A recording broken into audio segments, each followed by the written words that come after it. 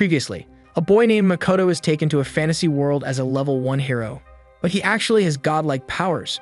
Soon he befriends a powerful dragon who turns out to be a hot girl called Tomo, who joins him on his journey. Makoto fights a terrible overpowered spider that turns into yet another hot girl who joins him. While traveling, they encounter a small girl whose sister has been kidnapped, and when they try to release her, they are attacked by local thugs.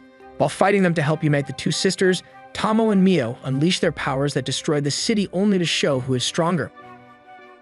The two sisters reunite, thanking Makoto, Tomo, and Mio for their help.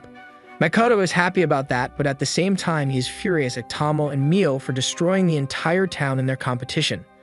Makoto, Tomo, and Mio are traveling with the adventurers they rescue towards the next big town. They use Tomo's mind-altering ability to change the memories of everyone but Renan and Toa, making them think that a horde of monsters came and destroyed the city instead. In order to prevent the two from destroying any more towns in such competitions, Makoto sends Tomo to venture out on her own and grow stronger. That way she will not feel inferior to Mio. Tomo accepts his decision and sets out on her own, which makes Mio happy to get Makoto all for herself. On their way to the next big town called Sage, they keep coming across dangerous monsters who Mio and Makoto are able to dispatch with ease. Toa uses that chance to harvest valuable materials from them, teaching Makoto how to do it too. Upon reaching Sage, Makoto has to re-register with the Adventurers Guild because the last registration did not go through before the town got destroyed. There he picks up a request for rare materials which he already has. Before parting ways with Toa, Renan, and the other adventurers, they all go out for a lovely dinner together. During the dinner, Toa warns Makoto that she heard that bad things happen to adventurers who accept jobs from Rembrandt Trading Company, which happens to be the client he requested the job from. Before turning in for the night, Makoto visits the demiplane to check on things. There he helps Emma direct the construction of the city by further explaining his vision on how to establish a bustling trade hub. Upon returning to Sage, Makoto proceeds to deliver the requested materials to the client, Patrick Rembrandt. At first, Patrick is skeptical that such a low-level adventurer can procure the rare materials he needs, but when Makoto shows him the goods, he quickly changes his tune. Patrick explains that he needs those materials to create Ambrosia, a magical medicine that cures everything. Apparently, his wife and 2 daughters got cursed by a witch doctor. Makoto offers to help, giving him enough materials to create Ambrosia for everyone, as well as contacting one of the adventurers he rescued the other day, who happens to be a great alchemist. Makoto expresses his desire to join the Merchants Guild, and Patrick wishes him luck. At the Merchants Guild, the receptionist tells him about the test he needs to pass in order to become a member. Makoto is worried, but upon checking out the manual for the test decides to take it on the spot, surprised by the fact that the written part of the test is grade school level of difficulty. As a former high schooler, he passes the written exam in record time, shocking the instructor who is overseeing the test. The second part of the test is to procure valuable trade goods and materials. While the list he gets is quite difficult to find, he is allowed to procure other materials of equal value, which he thankfully has due to all the monsters he had defeated on the way to the city. The instructor is left speechless, telling him that he is the first person ever to just show up and pass the test on their first day. Tomo has been visiting the demiplane every now and then to take breaks from hunting large monsters on her own. Emma puts her to work, making her help Mio go through more of Makoto's memories that she extracted before, since they are using his memories to help understand how to build his desired city. Returning to the demiplane, Makoto gets an urgent message from Tomo, who needs help calming Mio down. Arriving at the scene, Makoto realizes that Mio has also developed a fondness of certain shows from his memories, harassing Tomo to extract more of them faster. Makoto gets annoyed at their behavior, reprimanding both of them before returning to Sage with them. They try to entice Makoto to sleep with one of them, but he ignores them, contacting the alchemist adventurer instead to tell him about the Ambrosia job.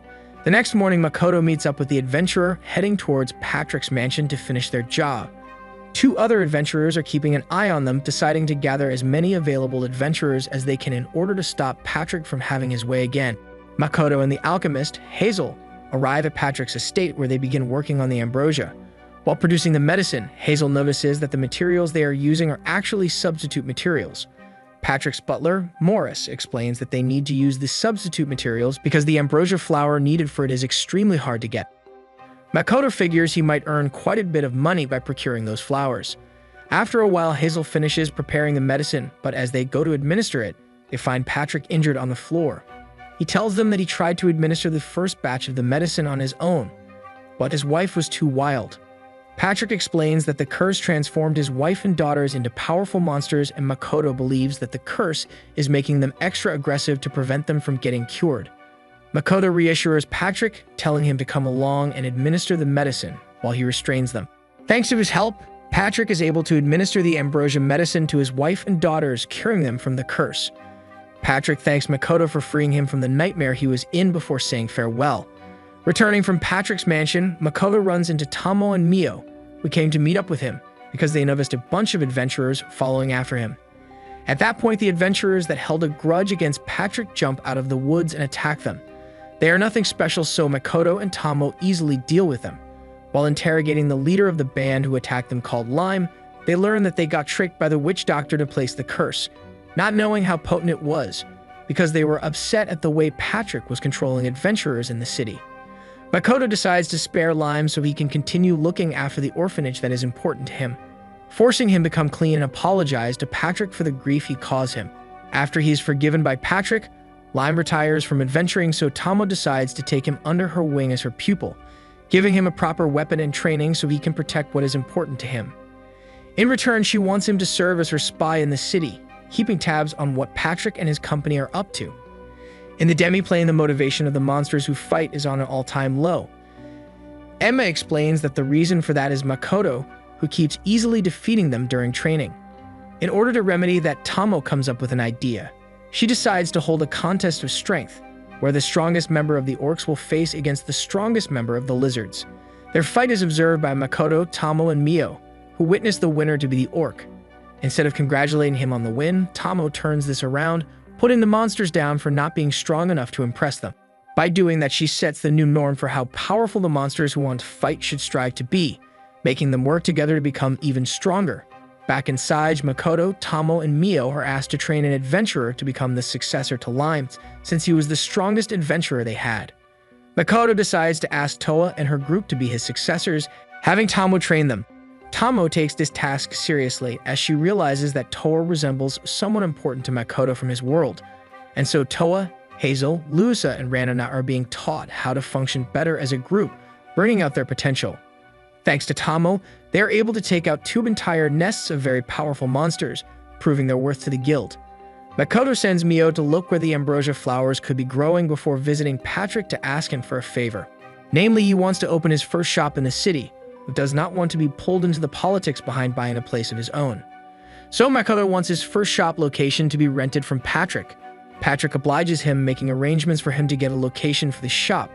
Not only that, but he also tells Makoto about a neutral city where he could open a place of his own, without getting dragged into politics.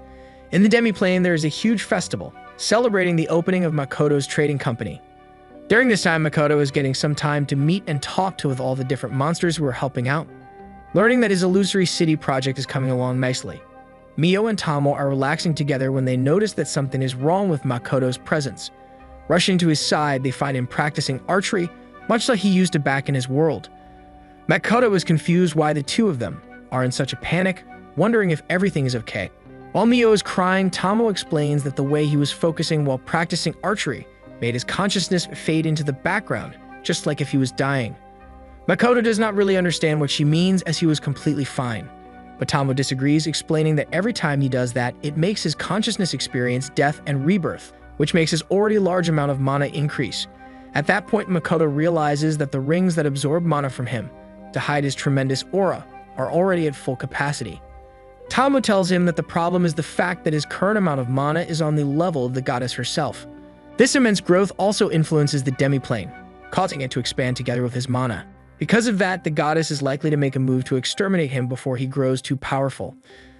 For the time being, Makoto decides to focus on concealing his mana as much as possible. Taking a walk to clear his head, Makoto bumps into a prostitute. As the prostitute is trying to solicit him, Mio and Tomo appear, grabbing Makoto and dragging him to an inn room. There they become very assertive, insisting that he should be intimate with them instead of some random prostitute. Not getting a chance to clear up the misunderstanding, Makoto flees to the demi-plane. Rugui, the dwarf who made the mana-absorbing rings, has finished more accessories and clothes for Makoto, helping him suppress the massive amount of mana. Mio meets up with Makoto, apologizing for her behavior from last night. The two of them head out into the Tinnarak forest where she found the ambrosia flowers to be growing. They are being followed by 3 adventurers, one of whom is the prostitute Makoto met the day before. Upon arriving to the garden where the flowers are growing, it becomes apparent that they are being cultivated by someone. At that point, 2 girls show up, Eris and Aqua, who seem to be the caretakers of the garden. They think that Makoto and Mio are with the 3 humans who followed them, so they attack them in order to keep the location of their garden secret. Hey, thank you for staying all the way till the end. If you enjoyed the video, give it a like. It takes only a second, but it means everything to us. Have a great day and see you in the next video.